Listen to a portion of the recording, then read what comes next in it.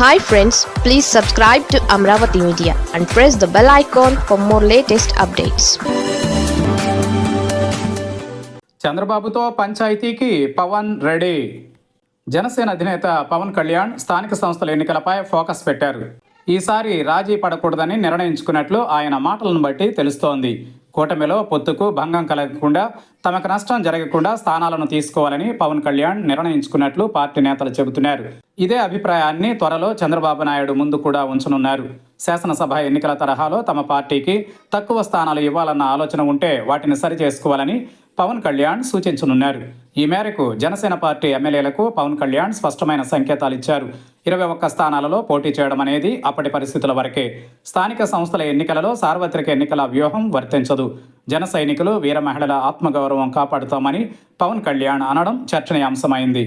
త్వరలోనే కమిటీలను నియమించి పార్టీని సంస్థాగతంగా బలోపేతం చేయాలని కూడా పవన్ నిర్ణయించారు. జనసేన శాసనసభ పక్ష సమావేశంలో పవన్ కళ్యాణ్ ఈ వ్యాఖ్యలు చేశారు. రాబోయే స్థానిక సంస్థల ఎన్నికలపై లోతుగా చర్చించామని పవన్ కళ్యాణ్ తెలిపారు. స్థానిక సంస్థల ఎన్నికలలో జన సైనికుల పోరాట స్ఫూర్తిని కొనసాగించేలా, వారి ఆత్మగౌరవాన్ని నిలబెట్టేలా ముందుకు తీసుకువెళతామని పవన్ కళ్యాణ్ ఎమ్మెల్యేలకు చెప్పారు. ఇదిలా ఉండగా 20 రోజుల పాటు కేరళలోని ప్రకృతి వైద్య చికిత్సా కేంద్రంలో ఉండనున్న పవన్ చికిత్స చేయించుకొనున్నారు. తరచూ అనారోగ్యానికి గురవుతున్న పవన్ కళ్యాణ్ 20 రోజుల పాటు వైద్య శిబిరంలో పవన్ కళ్యాణ్ చికిత్సను చేయించుకున్నారు. కేరళ నుంచి వచ్చిన వెంటనే చంద్రబాబుతో సమావేశమై స్థానిక సంస్థల ఎన్నికలలో సీట్ల సర్దుబాటుపై చర్చించనున్నారు. జనసేనకు స్థానిక సంస్థల ఎన్నికలలో 30% స్థానాలను దక్కేలా అవసరమైతే టీడీపీపై ఒత్తిడి తేవాలని కూడా నిర్ణయించుకున్నారు. గత కొంతకాలంగా పవన్ కళ్యాణ్ ముఖ్యమైన సమావేశాలకు దూరంగా ఉంటున్నారు.